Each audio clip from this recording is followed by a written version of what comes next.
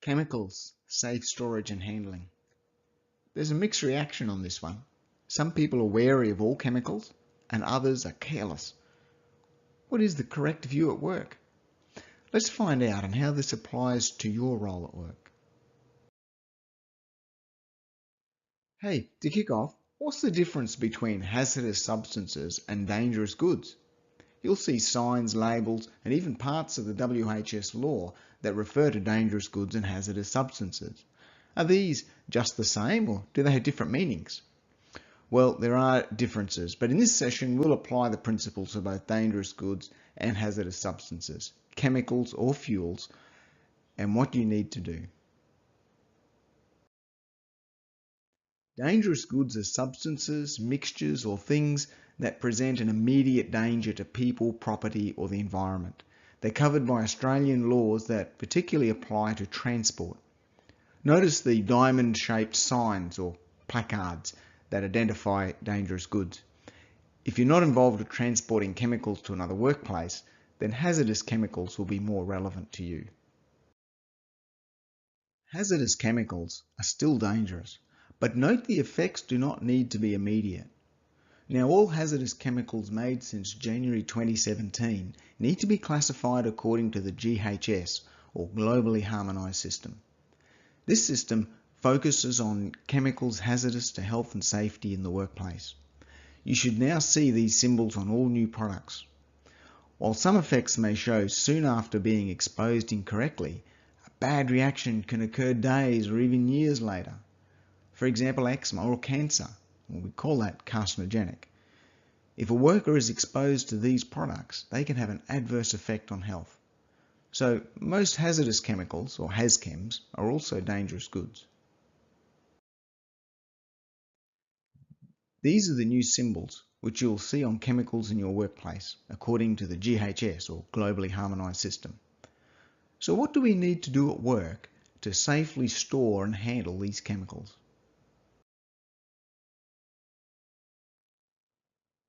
The WHS law says that the PCBU or the boss must manage risks associated with using, handling, generating or storing of hazardous chemicals at a workplace. How does this apply? Those in control need to think of what chemicals or fuels come into a workplace, how they are used, how they are kept safe and secure, and even what to do if an accident happens, like a spill. You may not be handling chemicals, but will come across them either stored at the workplace or used by contractors coming onto your site.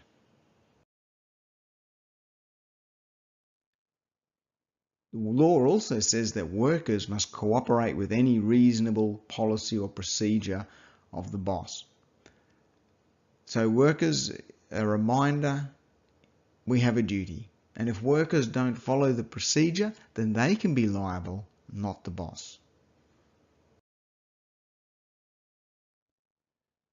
So here's some of the key points which we're going to cover. First of all, clear labels.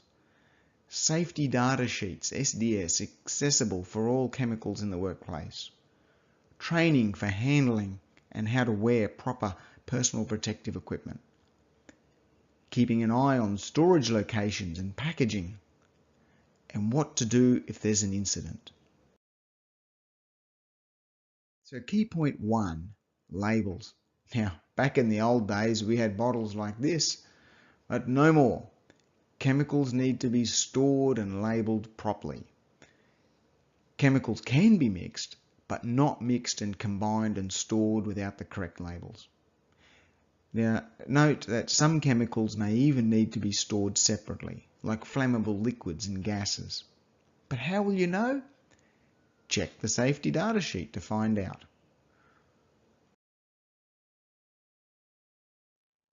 So our next key point is safety data sheets, or SDS. Now you may have come across this before as MSDS, but this has been revised and updated, so now all chemicals should have a SDS, not an MSDS. The SDS contains important safety information that is needed for a range of possible situations in handling them, transporting them, and what to do in an emergency. So we've covered labels, then safety data sheets, and now training. because we need training to decant chemicals. That means to take it from a big container into a smaller container, or to mix the chemicals. For example, without proper labelling, we can't decant for more than the current shift, and only those who are present can use the chemical. How will we know what is the proper PPE to wear? Check the safety data sheet, because not all chemicals are the same. For example, sometimes rubber gloves could dissolve in a chemical, or poisonous chemicals like benzene can penetrate straight through the membrane into our skin. We need a proper respirator, not just a dust mask, to filter out fumes from hazardous chemicals.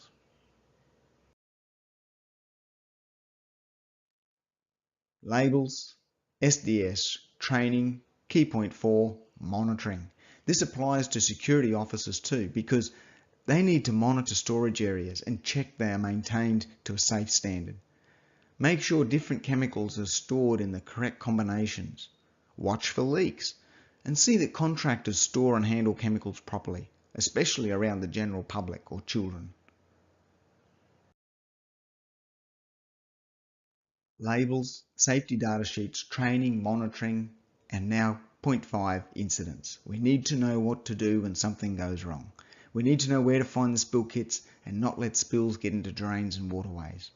Some of the main things to focus on include ensuring people are safe, wearing the proper PPE to clean up spills, containing the spill, that is stopping it going into stormwater drains or spreading out, using special material to absorb, that is soak up as much as the spill as possible. This can include absorbent pads, like in the photo, or an soaker sock or snake, also in the photo there, and absorbent powders. You can even use old rags if a spill kit isn't close at hand. And then package up and place all that contaminated waste into clearly marked bags, which should be part of the spill kit. So we must be prepared to respond to an incident. So we need to know where the spill kits are. We need training to respond effectively. We need safe disposal of the spilled material. We also need to remember crowd control and helping emergency services.